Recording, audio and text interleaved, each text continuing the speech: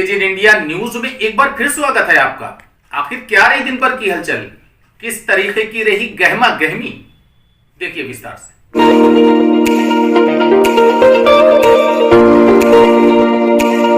क्षिति जल पावक गगन समीरा पंच रचित अति अधम शरीरा।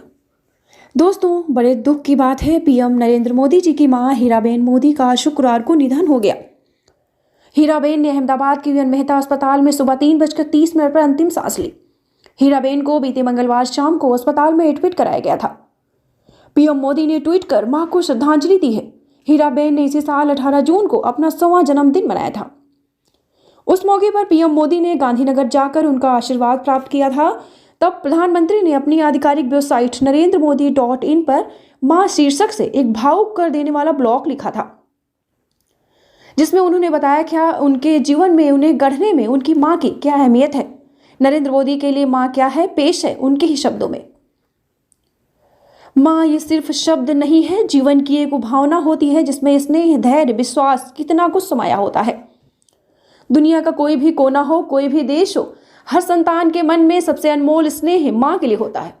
मां सिर्फ हमारा शरीर ही नहीं गढ़ती, बल्कि हमारा मन, हमारा व्यक्तित्व, हमारा आत्मविश्वास भी गढ़ती है। और अपनी संतान के लिए ऐसा करते हुए वो खुद को खपा देती है, खुद को भुला देती है। आज मैं अपनी खुशी, अपना सौभाग्य आप सबसे साझा करना चाहता हूँ। मेरी माँ हीराबा आज 18 जून को अपने 100वें वर्ष में प्रवेश कर रही है, यानी उनका जन्म शताब्दी वर्ष प्रारंभ हो रहा है। पिताजी आज होते तो पिछले सप्ताह वो भी 100 वर्ष के हो गए होते, यानी 2022 एक ऐसा वर्ष है जब मेरी माँ का जन्म शताब्दी वर्ष प्रारंभ हो रहा है। इसी साल मेरे पिताजी का जन्म शताब्दी वर्ष पूर्ण हुआ है। पिछले हफ्ते मेरे भतीजे ने गांधीनगर से माँ के कुछ वीडियो भेजे हैं। घर पर सोसाइटी के कुछ नौजवान लड़के आए हैं। पिताजी की तस्वीर कुर्सी पर रखी है, भजन कीर्तन चल रहा है। माँ मगन होकर भजन गा रही है, मंजीरा बजा रही है। माँ आज भी वैसी ही है। शरीर की ऊर्जा भले कम हो गई है, लेकिन माँ की ऊर्जा यथावत है। वैसे हमारे यहाँ जन्मदिन मनाने की कोई परंपरा नहीं रही है, लेकिन परिवार में जो नई पीढ़ी के बच्चे हैं उन्होंने पिताजी के जन्मशती वर्ष में इस बार 100 पेड़ लगाए हैं। आज मेरे जीवन में कुछ भी अच्छा है, मेरे व्यक्तित्व में जो कुछ भी अच्छा है, वो माँ और पिताजी की देन है। आज जब मैं यहाँ दिल्ली में बैठा हूँ तो कितना कुछ पुराना याद आ रहा है। मेरी माँ जितनी सामान्य है उतनी ये साधारण भी, ठीक वैसे ही जैसे हर माँ होती है। आज जब मैं अपनी माँ के बारे में लिख रहा हूँ तो पढ़ते हुए आपको भी ये लग सकता है, अरे मेरी माँ भी तो ऐसी ही है, मेरी माँ भी तो ऐसा ही किया करती है। ये पढ़ते हुए आपके मन में अपनी माँ की छवि उभरेगी। माँ की तपस्या उसकी संतान को सही इंसान बनाती है। अगर माँ चाहे तो बच्चे को बना भी सकती है और माँ चाहे तो बच्चे को बिगाड़ भी सकती है। माँ की ममता उसकी संतान को मानवीय संवेदनाओं से भरती है। माँ एक व्यक्ति नहीं है, एक व्यक्तित्व है। माँ एक स्वरूप है। हमारे यहाँ कहते हैं जैसा भक्त वैसा भगवान। वैसे ही अपने मन के भाव के अनुसार हम माँ के स्वरूप को अनुभव कर सकते हैं। मेरी माँ का जन्म मेहसाणा जिले के विसनगर में हुआ था। वडनगर से ये बहुत दूर नहीं है। मेरी माँ को अपनी माँ यानी मेरी नानी का प्यार नसीब नहीं हुआ था। एक शताब्दी पहले आई वैश्विक महामारी का प्रभाव तब बहुत वर्षों तक रहा था। उसी महामारी ने मेरी नानी को भी मेरी माँ से छीन लिया था। माँ तब कुछ ही दिनों की रही होगी। उन्हें मेरी नानी का चेहरा, उनकी गोद भी याद नहीं है। आप सोचिए, मेरी माँ का बचपन माँ के बिना ही बीता। वो अपनी माँ से जिद नहीं कर पाई, उनके आंचल में सिर नहीं छिपा पाई।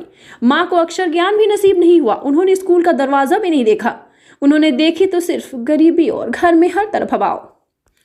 हम आज के समय में इन स्थितियों को जोड़कर देखें तो कल्पना कर सकते हैं मेरी माँ का बचपन कितनी मुश्किलों भरा था। शायद ईश्वर ने उन्हें जीवन को इसी प्रकार से गढ़ने की सोची थी। आज उन परिस्थितियों के बारे में माँ सोचती है तो कहती है ईश्वर की यही इच्छा रही होगी। लेकिन अपनी माँ को खोने का, उनका चेहरा तक न देख पाने का दर्द उन्हें आज भी है। बचपन के संघर्षों ने मेरी माँ को उम्र से बहुत पहले बड़ा कर दिया था। वो अपने परिवार में सबसे बड़ी थी और जब शादी हुई तो भी सबसे बड़ी बहू बनी।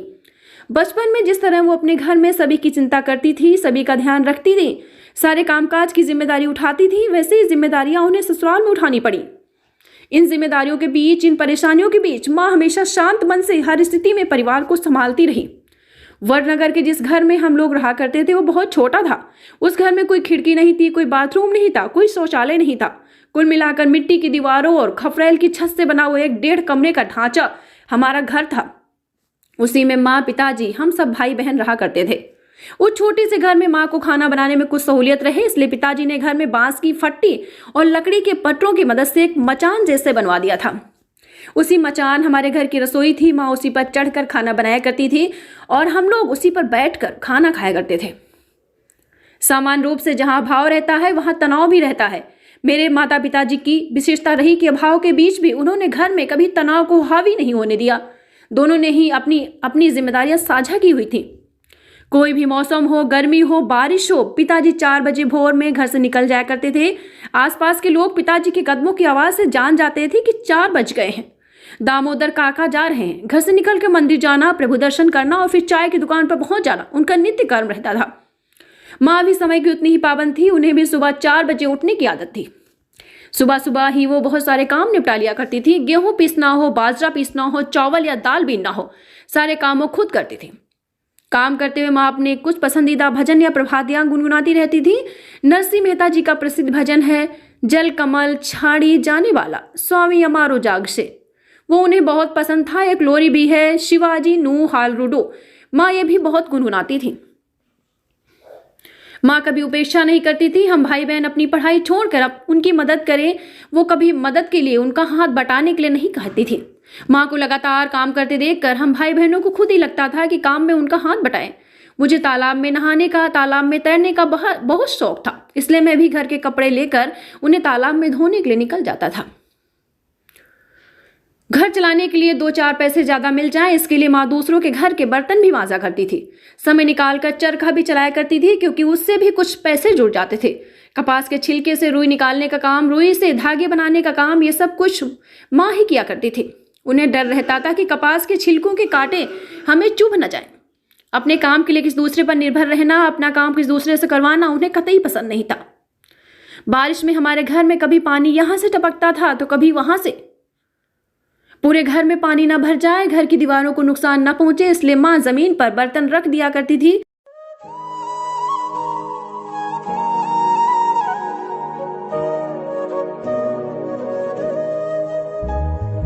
Friends, if you want to see these kind of facts in future, please subscribe to our channel and watch the latest videos by liking it and pressing the bell icon.